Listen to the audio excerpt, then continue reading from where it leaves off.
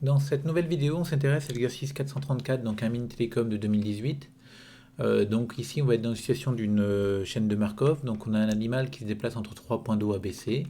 Donc à l'instant initial, il est en A. Et en fait, on va considérer qu'il boit toute l'eau d'un point d'eau et qu'il se déplace vers l'un des deux autres points d'eau avec la même probabilité, donc avec la probabilité 1,5, vu qu'il y en a deux autres. Et on considère que ces deux actions boire à se déplacer prend un intervalle de temps. Donc finalement, à chaque temps, enfin à chaque période, l'animal va se trouver en A, B ou C, puis il va changer pour aller vers d'autres points. Donc on note l'événement, enfin on note à n la probabilité que l'animal soit au point A à l'instant n, au point B à l'instant n, donc petit bn, et petit cn pour la probabilité que l'animal soit en C à l'instant n. Donc on vous demande d'abord d'exprimer n plus 1 en fonction de n, bn et cn.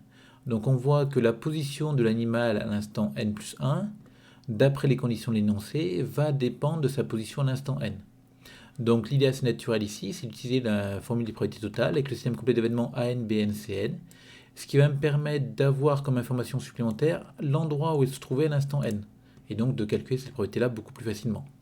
Donc c'est ce qu'on va faire ici. Alors déjà, il faut bien remarquer que AN, BN, CN est bien un système complet d'événements parce qu'à l'instant n, l'animal est à un des trois points d'eau. Et donc on écrit notre formule de probabilité totale. Donc P, alors j'ai écrit avec la version probabilité composée. C'est P de AN fois P sachant N de N plus 1 plus P de BN. Sachant qu'à chaque fois, ces probabilités-là, théoriquement, intéressant si et seulement si Cn est un événement de probabilité non nulle. Mais on va considérer que si jamais Cn est un événement de probabilité nulle, alors cet ensemble-là, ce truc-là, va valoir 0, parce qu'en fait, ce truc-là, ça représente la probabilité de Cn inter à n plus 1. Donc c'est un événement qui est inclus dans Cn, qui est de probabilité nulle.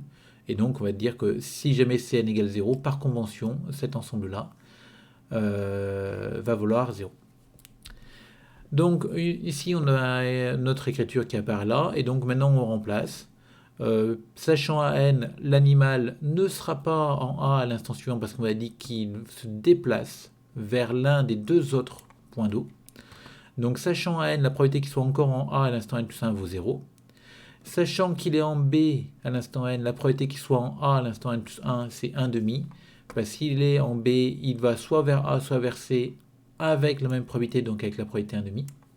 Donc c'est pour ça qu'il y a ce 1,5 qui apparaît là, qui est égal à P sachant Bn de n plus 1. Et pareil, s'il était en C à l'instant n plus 1, il sera soit en A, soit en B avec la même probabilité. Donc ce qui me donne le 1,5 qui est là. Et donc on obtient notre calcul. Alors de la même manière, bien sûr, on peut faire pareil avec Bn et Cn. On peut dire qu'il y a une symétrie des rôles, enfin on peut dire un peu ce qu'on veut, mais quoi qu'il en soit, on va obtenir ces formules-là. Vous remarquez qu'on ne demande pas de les détailler, mais juste de donner le type de résultat, donc c'est pas la peine d'aller plus loin. Donc ensuite, on note A c'est égal à cette matrice-là. Donc là, on va passer un petit peu à l'algèbre linéaire. Donc d'abord, justifier que A est diagonalisable, donc on va tout de suite, c'est fait sans calcul, parce que derrière, on vous demande des calculs de valeurs propres, etc.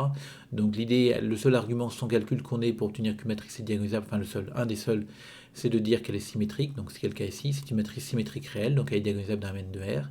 Elle est même diagonalisable dans une base orthonormée, mais ce qui ne nous servira pas ici. Après, justifier que moins 1,5 est une valeur propre de A. Donc pour justifier que moins 1,5 est une valeur propre de A, je dois m'intéresser à la matrice A moins 1,5 d'entité. Et je regarde à quoi ressemble cette matrice. Elle ressemble à cette matrice-là. Donc cette matrice, on voit immédiatement qu'elle est de rang 1. Alors pourquoi est-ce qu'elle est de rang 1? Parce que l'espace vectoriel engendré par ces vecteurs colonnes, en fait ça va être vec de 1, 1, 1, cette colonne-là uniquement. Et donc c'est un espace vectoriel de dimension 1. On peut aussi utiliser d'autres arguments disant que C1 égale C2 égale C3, donc le rang est au plus égal à 1, et C1 est différent de 0, donc le rang est au moins égal à 1, donc il est égal à 1. Enfin, il y a différentes versions, mais ça revient finalement à peu près au même. Donc comme cette matrice-là est de rang 1, ça sous-entend que déjà cette matrice n'est pas inversible. Donc comme A moins 1,5 de l'identité n'est pas inversible, ça me dit que moins 1,5 est une valeur propre.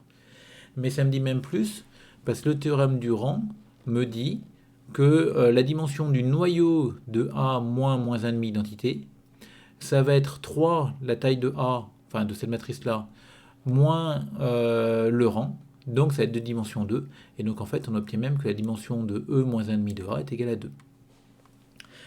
Alors après on peut calculer bien sûr une base de E moins 1,5 de A, donc là je l'ai fait un peu vite, mais comme on a C1 égale C2, on a A moins 1,5 de l'identité, donc cette matrice-là, fois 1 moins 1, 0, qui va faire C1 moins C2, donc qui va faire 0. Et comme C1 égale C3, ben pareil, si je fais A moins 1,5 de l'identité fois cette matrice colonne-là, ça va me faire C1 moins C3, ça va me faire 0. Donc je montre comme ça que ces deux vecteurs colonnes-là sont dans E moins 1,5 de A. Donc l'espace vectoriel engendré par ces colonnes-là, ou même, on a donc une famille de libre, parce qu'aucun des deux vecteurs n'est petit de l'autre, composée d'éléments de E moins 1,5 de A, qui est un espace vectoriel de dimension 2. Cette famille a deux éléments, donc on a la liberté et le bon nombre d'éléments, donc c'est une base de E moins 1,5 de A. Alors bien sûr, il y a d'autres manières de faire les choses. Pour prouver que moins 1,5 est une valeur propre, on peut éventuellement calculer le polynôme caractéristique de A. Mais c'est pas très malin parce que ce polynôme caractéristique va vous permettre de répondre à la question effectivement, mais il ne vous donnera pas les vecteurs propres. Donc ça veut dire qu'il faudra faire le calcul après. L'autre manière de faire les choses, comme on vous donne la valeur propre ici, à vérifier, c'est de voir directement un vecteur propre. Je peux très bien dire que A moins 1,5 de l'identité fois ce vecteur-là, ça fait 0. J'ai trouvé un vecteur propre parce qu'il est non nul, donc c'est valeur propre. Mais encore une fois, ce truc-là ne vous donnera pas une base de vecteurs propres qui pourrait servir pour la suite.